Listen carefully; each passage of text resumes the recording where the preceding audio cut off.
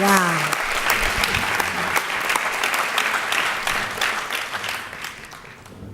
You know, I want to say to the mayor that I just have fallen in love with you tonight. You know, a person with a real heart and an understanding, and it's so rare that people outside of our community understand our challenges and our pain. So I just thank you for standing so strongly for what is right for our children.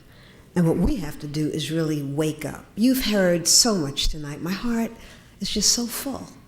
It's so full because, you know, of the dedication of Hazel Cameron, my beloved friend, and Donald Cameron. Hazel's not getting up because she has a knee challenge, but we are sending you major, major love. We're talking about serious dedication. Let me get right to the point. You know, what we're going through, and we can look at statistics here that would make our hearts hurt and our heads spin. Black boys are probably about 3.5% of the young people in King County, but 30-something% of those who are incarcerated. This is still not the rough side of the mountain. I feel like I should be Marcus Garvey. I want to say, you know, just get up, you mighty race of people. Let us do the work. We could really garner, Donald, the 100 mentors tonight. If each one of us here just identified, two mentors, two black men, they would reach the number. What do we do with the National Cares Mentoring Movement? What we're doing is recruiting mentors, training them, and then deploying them to where they're needed. That's our basic work.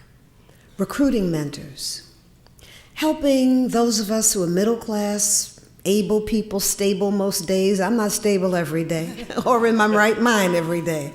I get up trying to be that. God's not looking for perfection from any of us, only that we try. What we're saying is that, you know, we don't want to send mentors into the world who look down on poor black folk because they don't speak like you, their hair may be a little, you know, jacked up to you. Can the kids read? That's the question. This is our moral responsibility. We shouldn't have to beg anybody. We shouldn't have to beg pastors to do this work. Truth is, after 37 years at Essence, I shouldn't be doing it. This is really what ministering is. This is what should be coming out of our faith institutions. We have a crisis in our community because we don't know who we are.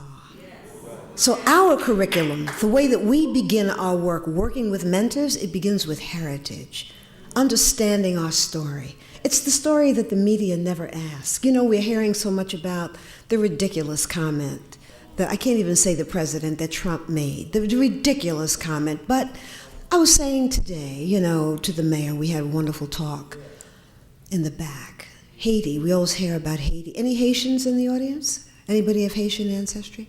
That Haiti is the poorest country in the Western Hemisphere. You hear that all the time? But we don't know our history.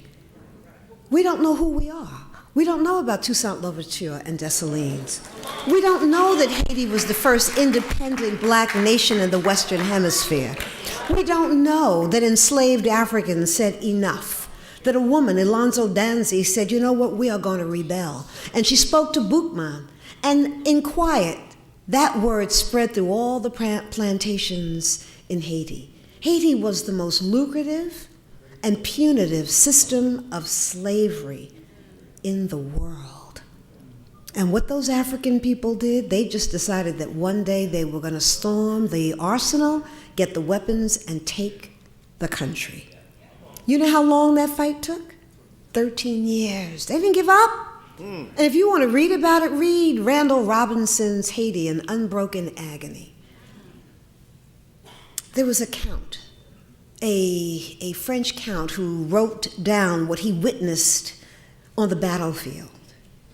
And what he said was, these men, these big men, they kept coming. and we would, with cannon, mow them down. That's what the soldiers did. We're talking about Napoleon's army. Napoleon's army was the fiercest army on the planet. And he's writing that we mowed them down. As they fell, another column would rise behind them and come walking toward us. We mowed them down. As they fell, another would rise behind them. And they kept coming, and they kept coming, and they kept coming, and they kept coming until we had to retreat. The Spanish Armada came in. The British came in. Those Haitian, those enslaved African people defeated all three of those armies. What was it? January 1st, 1803. That's when that flag of freedom was raised.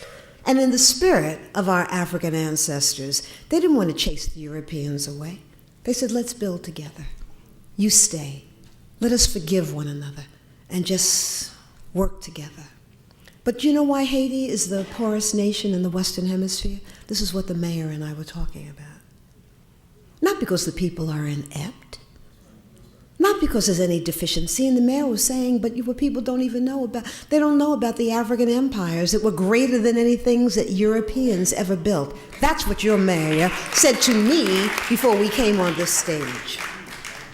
Today, Haiti is the poorest country in the Western Hemisphere because the European nations and the United States created a blockade. Nobody could trade with Haiti. And because Haiti was made to pay reparations to France for ruining their slave economy. We never see that on television. We don't read it in the newspapers, and you certainly didn't learn that in school.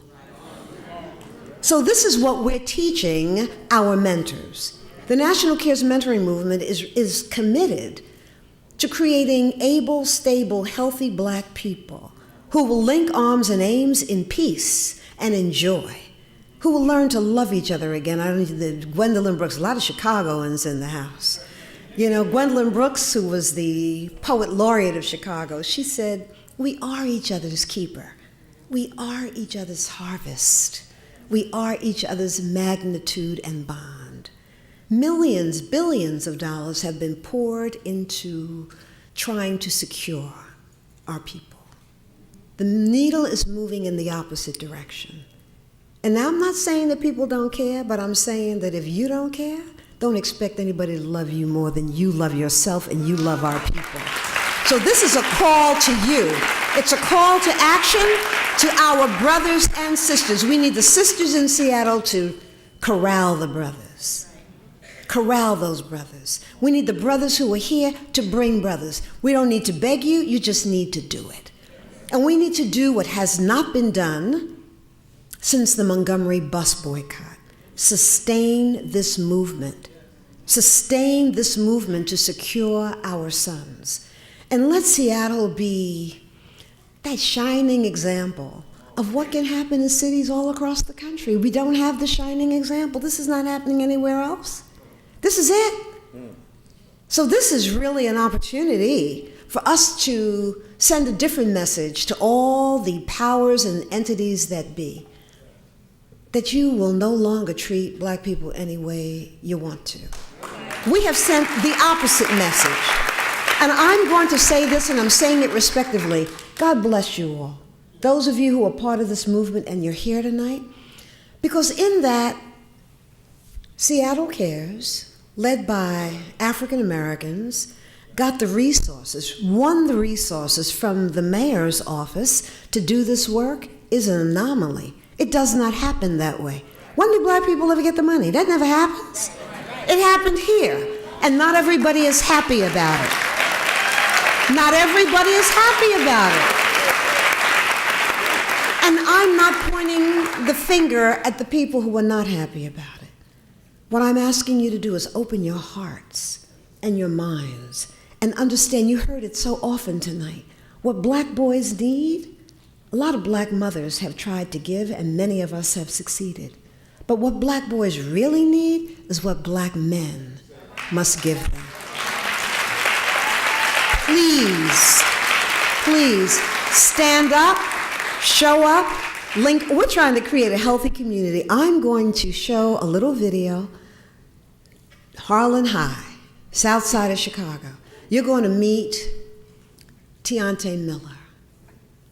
When we met him, gangbanger, south side of Chicago, drug dealer.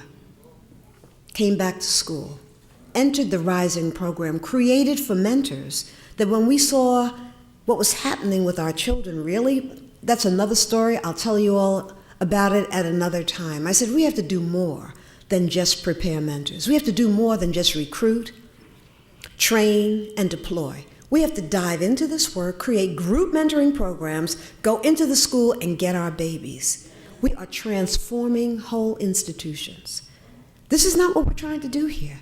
What we're doing, we're asking our brothers to stand up, to link arms and aims, bring other brothers. You're going to be trained, and then we're deploying you to the mentoring agencies and organizations. Some of them have not shown up. Some of them are not happy. You need to call them up and say, we're not trying to take, we're offering you mentors to mentor the children who are on your waiting lists. Be joyful that people who really care about black kids and who know black kids and who are African American are prepared to do this work. Tiante Miller. Good evening, everyone. My name is Tiante Miller, and I'm so proud to return to New York and talk with you all about Mama Susan, National Care's mentor.